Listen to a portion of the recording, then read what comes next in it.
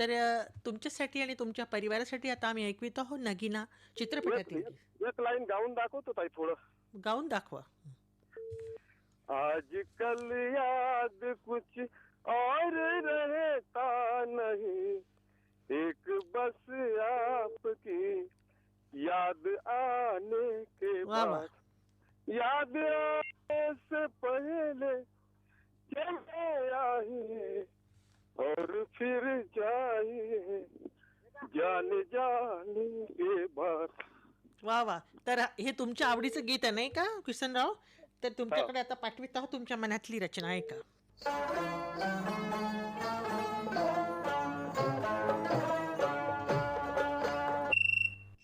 Hello रसिक, hello रसिक. बोला.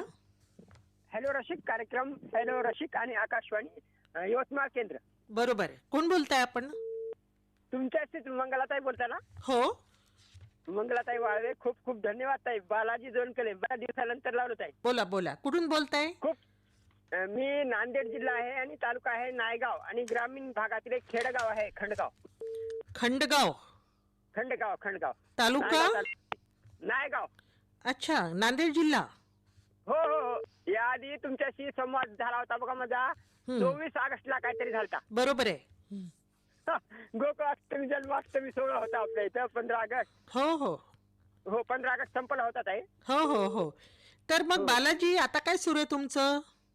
काल पाऊस झालेला आमच्या नांदेड जिल्ह्यामध्ये. पाऊस इकडे पण झालेला आहे. हा झालाय पण थोडीफार पिकाची टाळक्या फिरक्या आडवा पडलाय. गहू पडले आडवे. आंब्याचा तोर थोडा गळालाय. बरं, टाळका आडवा पडला म्हणजे हरभरा.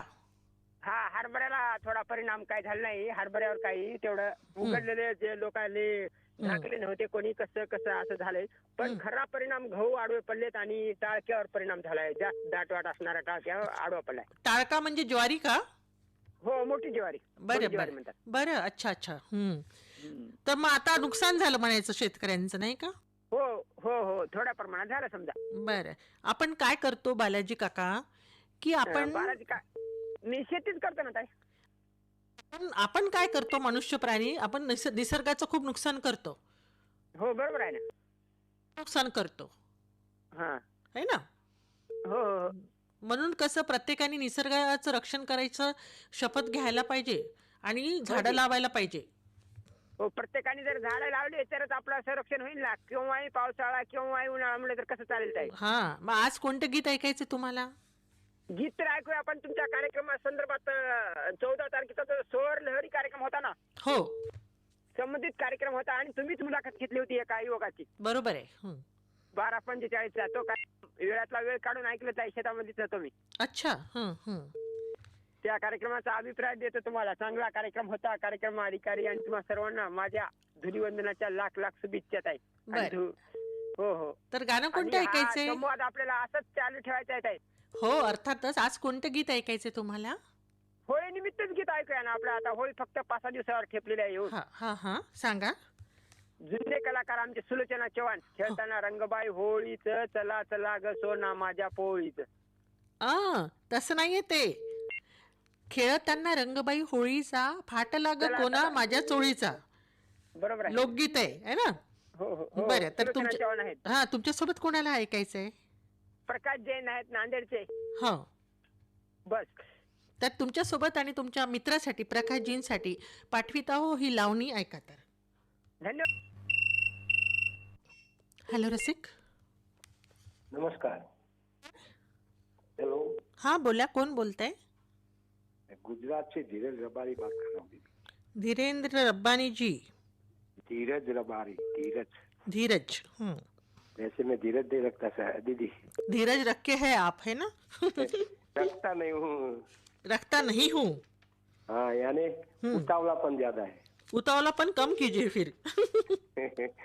आप लोगों को सीख लेनी पड़ेगी. हाँ वो तो लेनी पड़ती है. अभी क्या उम्र है आपकी? मेरी 56 आयु है. 56 साल. तो 56 साल में तो उतावलापन कम हो जाता है इंसान का. ले पहले से कम हो गया बहुत. जब अच्छा. उम्र बढ़ती गई तब कम होने आया, लेकिन अभी तक पूरा यानी जो नियंत्रण आना चाहिए, हाँ। संयमता होनी चाहिए, वो है नहीं। लेकिन हम कोशिश करते हैं हम्म। हर जीवन में। कई लोग संयम से जिंदगी जीते, कई उतावलेपन से, लेकिन जिंदगी ऐसी जीनी चाहिए तो दूसरे को उसका सबक मिले, यानी वो प्रेरणा मिले। हाँ, कहते हैं ना कि ऐसे जियो कि लोगों को आप याद आए, है ना। बिल्कुल बिल्कुल, आपकी बात सही है। धीरज जी आज कौन सा गीत सुनना पसंद करेंगे आप? मराठी गाना कोई भी, उषा मंगेशकर के आवाज में हो, क्योंकि उषा मंगेशकर उषा जी की आवाज में सुनना है आपको। हाँ दीदी। और आप मराठी गीत भी सुनते हैं? हम एप्लीकेशन पर सुनते हैं, और हमारा एक ग्रुप है, इसमें ज्यादातर हमारे मराठी मित्रगण है, और इनके जरिए से मैं आपसे बात कर रहा हूँ। Okay okay. तो आपके लिए, जैसे आपने अपनी जिंदगी पे कुछ बातें कही है ना, हाँ तो उसी जिंदगी का एक लहजा सिखाने वाला जो गीत है, जीवन गाने गातच जावे, हाँ उषा जी की आवाज में है और बेहद सुंदर गीत है, सुनिए। क्या बात है, आपने तो अपनी मन की यानी मगज की लाइब्रेरी में से ढूंढता है। तो मेरे बहुत मेरे धन्यवाद जहन की दीदी। लाइब्रेरी में बहुत सारे गीत रहते हैं, हाँ तो दीदी। और आपके वैसे लिए देखा हम जाए भेज। अनाउंसर जी अनाउंसर के जहन में हर गीत रहता है। जी हाँ जी हाँ। हाँ दीदी। और अपना और देखिए धीरज जी, अपनी हाँ जो जिंदगी है वो भी एक गीत ही है ना। बिल्कुल बिल्कुल हाँ, बिल्कुल। तो ये गीत हमने गाना चाहिए। वो गाना है ना एक फिल्म का, इम्तिहान का, रुक जाना नहीं तू कहीं हार के, है ना। हाँ बिल्कुल बिल्कुल, बहुत कांटों अच्छा में गाना चल है के ये। मिलेंगे साए बहार के। बिल्कुल हाँ, बिल्कुल। तो आपकी तरफ हम भेज रहे हैं उषा जी ने गाया हुआ मराठी गीत, जीवन गाने गातच जावे। धन्यवाद दीदी आपका। हॅलो रसिक, नमस्कार मॅडम. नमस्कार. हॅलो, काय म्हणताय वाद? हॅलो. कोण बोलतं? मी मुक्काम पोस्ट कराड, जिल्हा सातारा इथून तो कराड. हॅलो. हा तुकारामजी, बोला बोला. काय सुरू आहे? ओळखलं म्हणायचं. काय म्हणताय वातावरण यवतमाळला? यवतमाळला पाऊस येतोय, गारपीट पण झाली आहे काही तालुक्यामध्ये.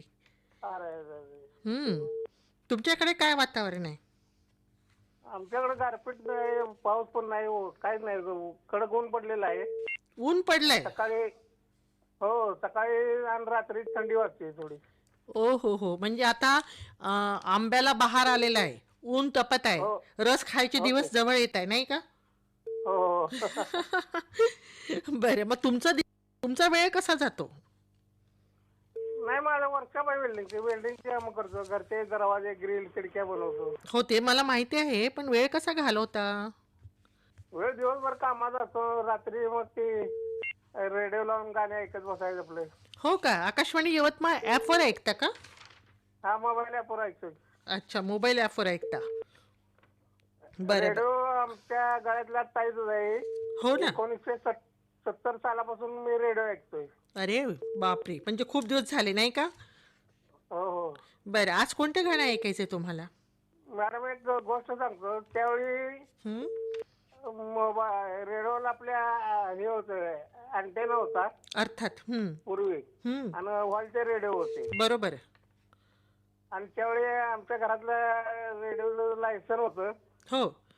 आणि आमच्या वडिलांनी लायसन भरलेलं नव्हतं, फी. हां. ते पोस्ट ऑफिसल्या साहेब लोकांनी रेडिओ जप्त करून नेला होता.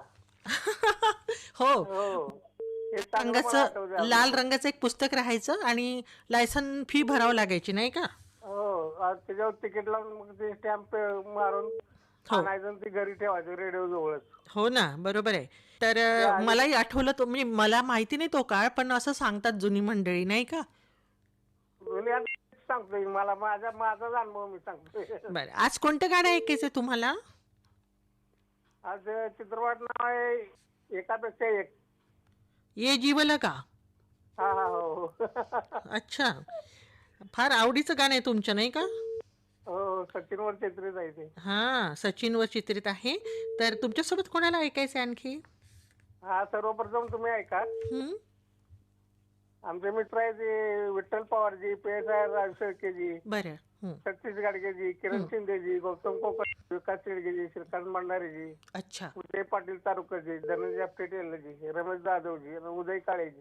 तर तुमच्यासाठी आणि तुमच्या श्रोता मंडळींसाठी मराठी गीत ये जीव लगा, ऐका तर. ते प्रसारण कधी येणार? हॅलो रसिक. हॅलो. हॅलो हां बोला. हॅलो रसिक. बोला. हा मी वामन महाराज श्रोता संघ कोलार मुक्काम कोलार तालुका मानोरा जिल्हा वाशिमतून बोलत आहे. नाव काय आपलं? सुरेश भड. सुरेश भड. भड. तुम्ही पत्र पण लिहिता नाही का? हो हो बरं. आणि जिल्हा वाशिम आहे तुमचा. हो. काय करता? हॅलो रसिक. हॅलो कोण बोलतंय? मी मालू जाधव बोलत आहे मॅडम. मालू जाधव. हो कुठून बोलत आहे? पोखरीवरून. पोखरी गाव कुठे आहे? महागाव तालुक्यात आहे मॅडम. काय करता तुम्ही तिथे? मी घरीच राहते आता. हो. माझा भाऊ परमेश्वर असे काही आहेत सगळे माझे परिवारातले लोक. तर तुझ्यासाठी